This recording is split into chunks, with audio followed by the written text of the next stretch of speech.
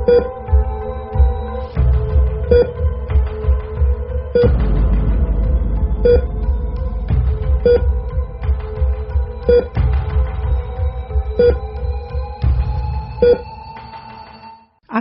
কলকাতা।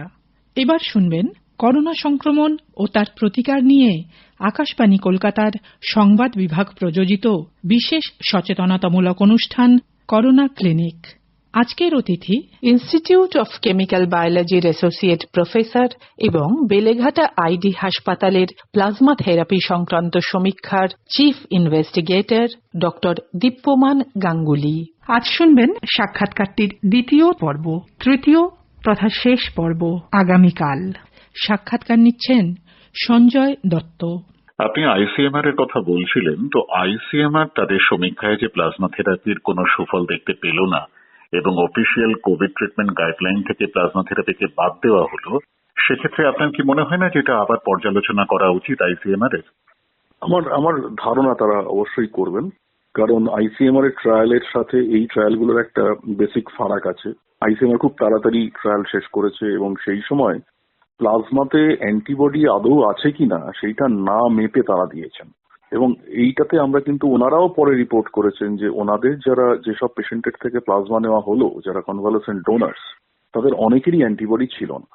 তো সুতরাং তাহলে তো লাভ হলো না, আমি যে দিয়েছেন প্লাজমাটা অ্যান্টিবডি সাপ্লাই করার জন্য আনরিকভারিং পেশেন্টকে, কিন্তু প্লাজমাতে অ্যান্টিবডি ছিল না।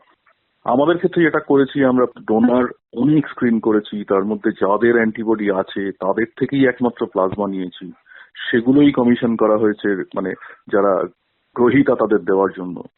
তো সেইটা একটা ইম্পর্টেন্ট পয়েন্ট, তার জন্য হয়তো ওদের ট্রায়াল ইনফ্লুয়েন্সড হয়েছে। আর একটা হচ্ছে ওনারা একটু কম সিভিয়ার যারা রোগী, একটু কম খারাপ রোগীকে এই প্লাজমাটা দিয়েছিলেন ওনারা, যেটাকে আমাদের চিকিৎসার পরিভাষায় বলে mild acute respiratory distress syndrome, সেটা ওনারা বলেওছেন।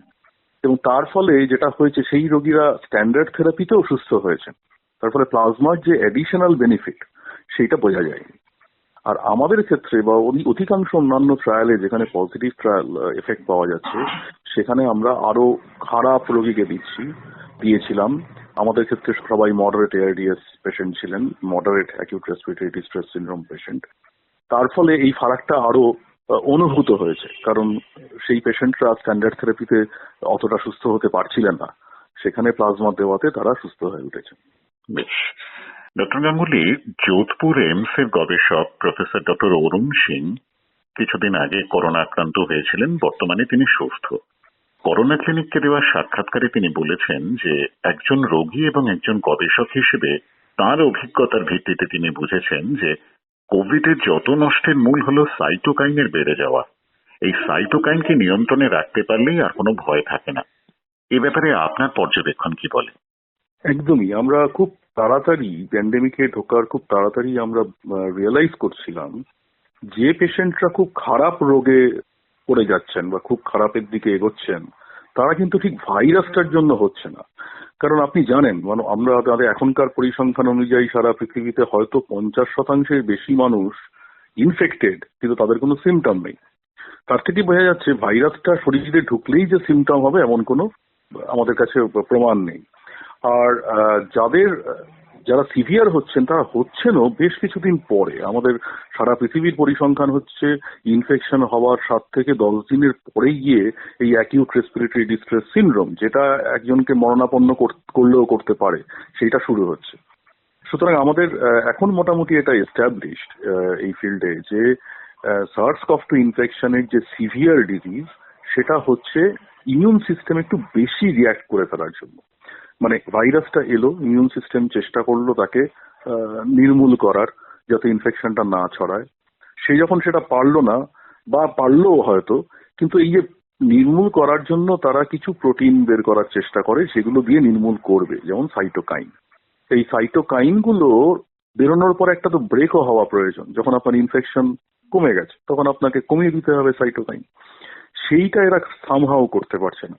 তো সেইটা একটা ইম্পর্টেন্ট পয়েন্ট, সেটাকেই আমরা বলছি সাইটোকাইন স্টর্ম, যেখানে আনকন্ট্রোলড সাইটোকাইন বেরোনো শুরু হচ্ছে। এবং আমাদেরও সবারই অভিজ্ঞতা, যারা কোভিড-19 পেশেন্টদের নিয়ে কাজ করেছেন দীর্ঘ সময়, তাদের সবার অভিজ্ঞতা হচ্ছে যে পেশেন্টরা খারাপ হচ্ছেন তাদের এই সাইটোকাইন স্টর্মটা খুব ইম্পর্টেন্ট হয়ে যাচ্ছে।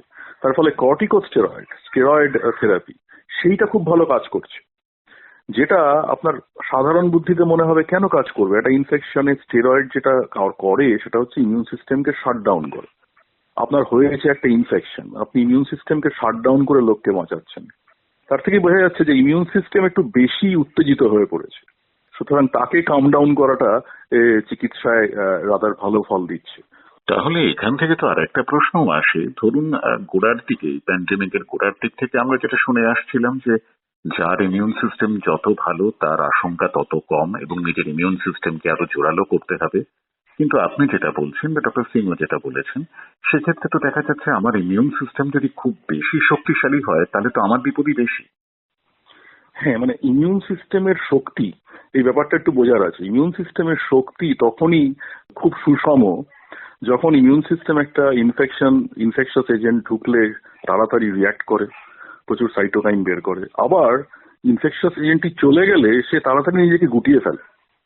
তার মানে কি, তার একটা নিজের উপর কন্ট্রোল রাখাটা খুব প্রয়োজন। সেটা মানে শক্তির একটা মাত্রা থাকা প্রয়োজন।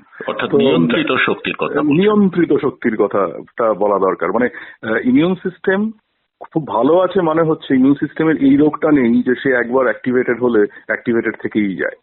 তো ইমিউন সিস্টেম অবশ্যই শক্তিশালী হওয়া প্রয়োজন এবং এই সুষম শক্তি বা নিয়ন্ত্রিত শক্তিটা কিন্তু, যেগুলো আমরা বলি না যে সাধারণ মানে পুষ্টিকর খাবার দাবার, এগুলোর উপরও অনেকটা ডিপেন্ড করে। আমি এটা কেন বললাম, তার কারণ হচ্ছে অধিকাংশ সিভিয়ার কোভিড-19 পেশেন্ট, আমাদের পরিসংখ্যান অনুযায়ী অলমোস্ট 60% তারা ডায়াবেটিক। তার মানে কি, তাদের যে এই যে সুষম পুষ্টি তারা পাচ্ছেন না, যেহেতু তাদের ডায়াবেটিস রোগ হয়েছে, তার ফলে তাদের ইমিউন সিস্টেমের ওই নিয়ন্ত্রণটাও চলে গেছে। সেটা কেন চলে গেছে সেটা সত্যি আমরা এখনো জানি না, সেগুলোর আরো গবেষণার প্রয়োজন। কিন্তু এটা মিস করা যাচ্ছে না। প্রত্যেকটা সিভিয়ার কোভিড-19 পেশেন্টকে আপনি যদি দেখেন, পরিসংখ্যান নেন, অনেক মানুষ, তাদের মধ্যে অনেক মানুষ ডায়াবেটিক এবং অনেকে এই ইনফেকশনটা হওয়ার ফলে জানলেন তারা ডায়াবেটিক। তার মানে কি, তারা নিজেদের খেয়াল রাখেননি যে তারা ডায়াবেটিক হয়ে যাচ্ছেন কিনা।